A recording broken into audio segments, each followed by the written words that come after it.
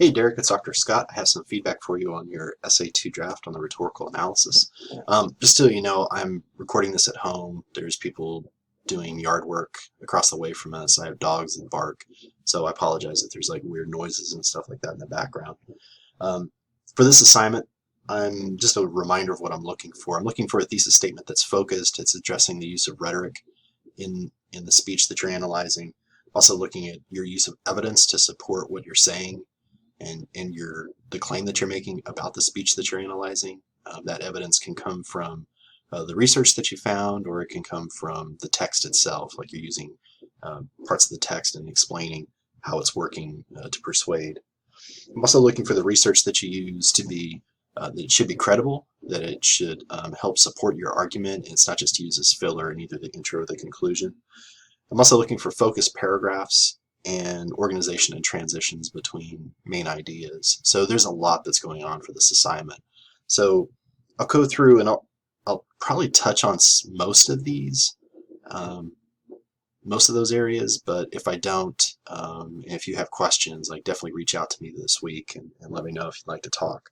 So read your essay a couple times, and I think one area where I was kind of intrigued is that, like you mentioned, like the intro, it mentions in a couple places that you thought that X was not as persuasive in places, but then your thesis statement is like, yeah, he was persuasive. So I'm kind of curious, like, why mention this if this is where you're going? Um, like you mentioned that, you know, he effectively persuaded the black community. Um, like I'm okay with an argument that's like, you know what, um, he might have been persuasive to a very specific audience using this one or two rhetorical appeals, but he missed an opportunity to persuade that audience because he dropped the ball with this other thing. I think that that is totally appropriate. Um, and so that, like, the introduction kind of sets up that kind of thesis statement, but then we don't actually get that in the thesis statement. So it's kind of a head scratcher for me. Um, I love that your thesis statement is more focused than some of the ones that I'm seeing. So credibility, logic. It didn't seem like you got to write the emotion part yet. I don't know if you need it. You can. Um, or I think you're missing one of these. I don't think you got to all of them in the draft. Anyhow, I think trying to do too much, it's what I'm seeing a lot of folks do. Like they can't possibly write an analysis unless they write about all three rhetorical appeals and a bunch of other things. I honestly think that if you just focus on one or two rhetorical appeals and the one or two appeals that you have your head around, you'll probably be in better shape. Because I think people are kind of stretching themselves too thin, and the drafts are kind of bullshitty. So focus on what it is that you kind of have your head around. I like that you're writing about logic, and I think that Malcolm X's speech, like a lot of it is about logic. A lot of it's also about humor. Like he really kind of gets them laughing quite a bit, but he's also got this like very tight structure and logic to his speech. It's either this or that, ballot or the bullet.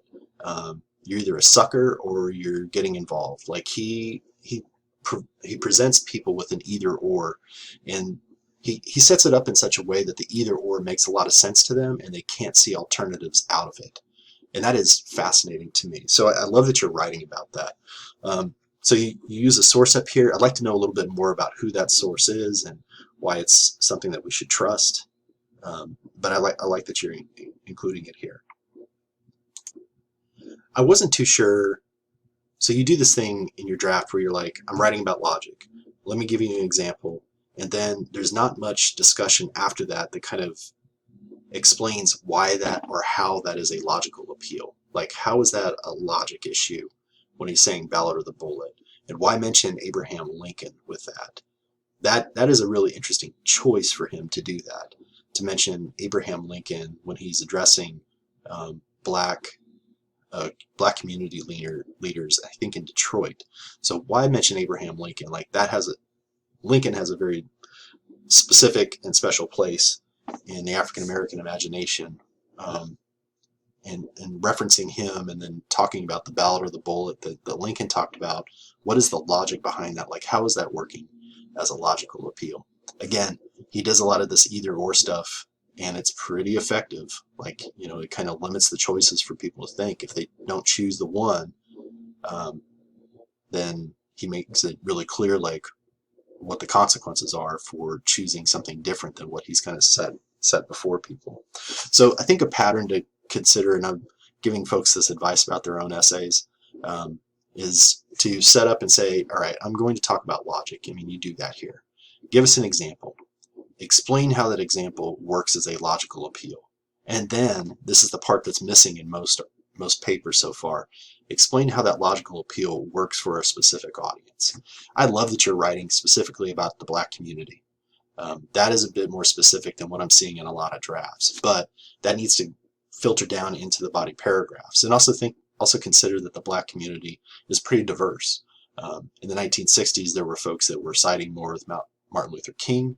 There were folks that were really nervous about shaking things up and fighting for civil rights because they had seen lynching and things like that over the last 60, 70 years since Reconstruction. So kind of thinking through who specifically is he trying to target, and then making sure that's in your body paragraphs. Right now, it's just kind of in your thesis statement, and that needs to get into the rest of the paper. Something else to think about, and I do think like using more than one example per paragraph, I think that that's a really good thing. So if you're going to write about logic, doing Ballot or the Bullet is one thing. When he critiques that whole thing where he riffs on people that sit instead of standing, again, kind of a choice that he provides listeners, that again, that either or, that is a logic issue, and there's more than one way that you can kind of think through how he's trying to appeal using logic. So using multiple examples in a paragraph, I think that would be wise of you to do. I wasn't sure how this was related to logic. Not saying that it's not, but it's not really kind of explained that way. It felt kind of like it was thrown in at the end of the paragraph. Something else I'm looking for in this assignment is your ability to organize ideas and have a purpose for why ideas are placed in the location that you have them. I was not sure why you were beginning with logic, and I wasn't sure how you were going from logic to emotion. So you need some glue there to kind of explain how ideas are connected. Right now I could pick your paragraphs up, put them in a different location, and it really wouldn't mean that much. It should. There should be a reason why you're beginning with one and then going to another. And if you're not sure how to do that, let me know. I'd be happy to chat with you about that. What I'm noticing when people are writing about emotion is that they're not naming the emotion, and I'm seeing that here in your draft. So what is the emotion that he's trying to get at? And thing is, like, I personally, those two issues, logic and emotion, like that is the bedrock of the Malcolm X Ballot or the Bullet speech. It is, he gets people laughing. He's calling out absurdity with white America, and he is also pointing out the flaws in logic with white America, but he's also getting people to feel, and he's getting people to feel some kind of ugly emotions. He's trying to shame them maybe a little bit, humiliate them if they're making dumb choices or choices that he doesn't approve of. So I think that those are the two rhetorical appeals that are really kind of the bedrock of his speech. So I'm glad to see that you're writing about pathos. I wasn't sure, again, that pattern that I talked about. Tell us what emotion or rhetorical issue that you're writing about. Give us an example. Explain how it works is that rhetorical issue, and then discuss how that works for a particular audience. Those last two steps really aren't here just yet. What's the emotion that he's trying to get at? How is the example working as an emotional appeal? And then why does that work for this particular audience? I think, I don't know, this is up to you to kind of decide. It feels like he's tapping into frustration in the Black community. He is connecting with the emotion of frustration and maybe despair that a lot of folks in the Black community are feeling at this time. And so explaining why that really matters to this audience and why that might be persuasive to this audience, that's not happening just yet. I mean, I see you here kind of reference the black community, but you're not talking about how that how his reference is really trying to persuade them and whether or not you feel like it's persuasive or not. Yeah, I see the blame thing here at the end. Like he's making it pretty clear who people should see as the bad guy. I totally agree with you. What's the emotion there? Why is that emotion connecting with this audience? Or maybe you don't feel, maybe you feel like it doesn't really connect with that audience based on your research. I really like that your essay has more than one paragraph about emotional appeals, and I think that that's wise. I think I see a lot of folks in the class write about. I was up to one student was writing about 6 different rhetorical issues, and holy cow, it's just too much.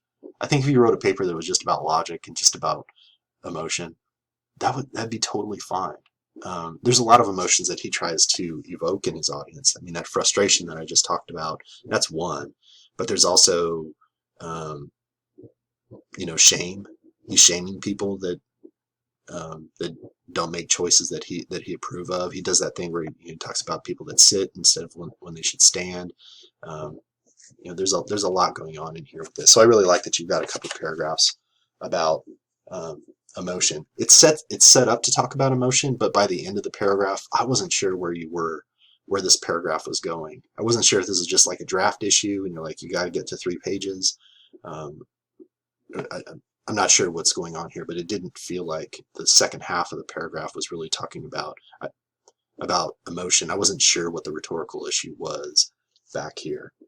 Um, the humiliation idea, I think that that's kind of interesting.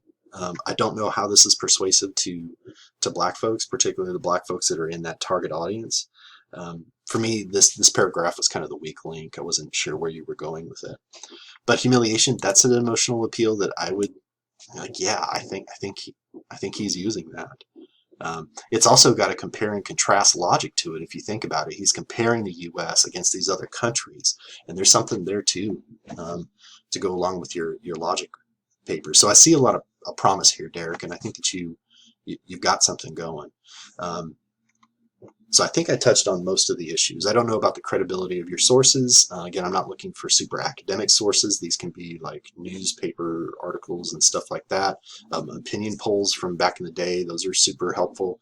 And I think you'll be surprised like how much Martin Luther King and Malcolm X, like people saw them very similarly, at least in terms of public opinion. So that's my feedback. If you want to chat later this week, I'd be more than happy to speak with you. I think that you've got something, you've got a good start here. It's a draft. I fully recognize that. So let me know how I can help. All right, that's it for now.